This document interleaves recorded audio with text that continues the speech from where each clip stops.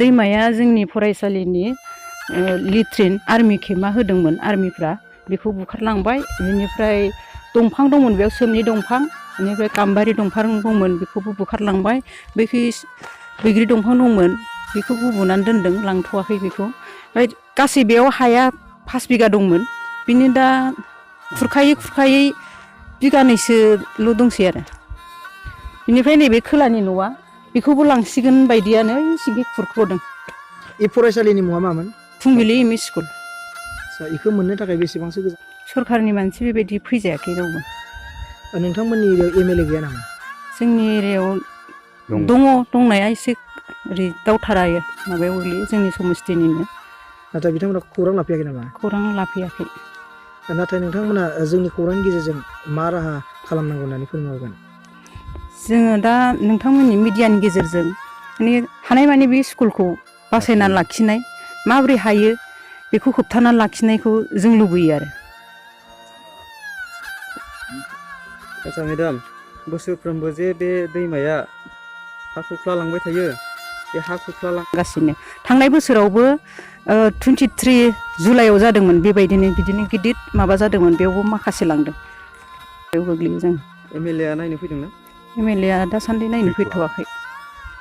बालिराम ब्रह्म। आं लन्थिबारि गामिनि मुस्रि बालिराम ब्रह्म। आं नैबे स्कुलावनो 4th ग्रेडआव मावो। बेनिफ्राय जोंनि स्कुलखौ गायसनजादों 1995 रेबखुंनायसो जादों 9811आव। नाथाय जों बेसेबांबा गोबाव जाबाय सरकारनिफ्राय जों जेबो दासिमबो मोनाखै आरो बेवहाय नुनो मोन्दों बोसोरै माने हाजो खर'निफ्राय दैया फैयो आरो दैया जोबोद गिदिर जाबाय बेनिखायनो बे जोंनि स्कुला थांसिगोन आरो बेवहाय गोबां माने हाखौ लांगासिनो दङ मथा मथि बेयाव 5 बिगानि एसे आट दंमोन बे खुरखायै माखासे दैयानो लांबाय। दिनैसिमबो जोङो एमएलए दं एमएलए आ बोसोरनै जाबाय माबा खननै एमएलए जाबाय थेवबो बिथाङा नायफैफेराखै दासिमबो दिनैसिमबो। आरो जोंनि बेयाव जों खोला राबांनि आरो सा राबाङाव जों गोलैयो खोला राबाङाव माखासे गोलैयो। दायो राबां प्राइमारिनि जोंहा सेक्रेटारि दं गामिनिनो नाथाय बिथाङाबो दिनैसिमबो खबर लायाखै।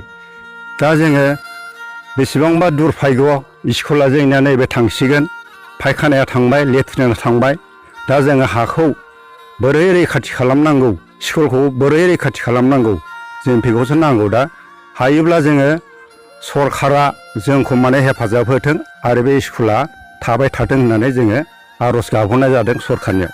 आरो जोंहा एफाग्राब माने एमएलए दङ एमपि दङ दिनैसिमबो मानो नायफैफिना नैबे जोंनि स्कुलखौ। सिगांनिफ्राय जोंहा एनरलमेन्ट दंमोन 200निफ्राय 50सिम जोंहा एनरलमेन्ट दंमोन दासिमबो दिनैसिमबो 120 जन दङ जोंनि नैबे फुंबिलियाव। दा नुनो मोन्दों गुबुन जाया गैया ओजों माबा खोलाहा जाबाय 3 माइल गोजानाव एमइ स्कुल दं सानजाहा जाबाय 3 माइल गोजानाव एमइ स्कुल दं जोंनियानो मिडिल जायो। दा बेयाव जोंनि फरायसाफ्रा बे गासिबो थाइजौगुरि बेतबारि अनेक गामिया जोंनि नैबे स्कुलावनो हाबफैयो। नाथाय बेखौ नुनानै सरकारा दिनैसिमबो दासिमबो बर'आ सरकार दं होननानै दिनैसिमबो नायफिनाखै जोंनि नैबे स्कुलखौ। गोबाङानो माने जोंनिफ्राय एमए बिए पास जालांबाय जोंनो नुनो मोनदों। खालामाखै नामा अब्ला? प्रभिन्सियेलाइज जाबाय जोंनिया बे जोङो प्रभिन्सियेलाइजखौ नांगौ दिनैसिमबो प्रभिन्सियेलाइजखौ थगायबाय थादों हिमन्त बिश्व शर्माया जागोन होननानै नैबे आगस्टआव मोनसे फोसावनो दंमोन बेयावबो फोसावगोना फोसावा बेखौ मिथिया। आरो नोंथांमोननि बेयाव मा खहा खालायलांदों?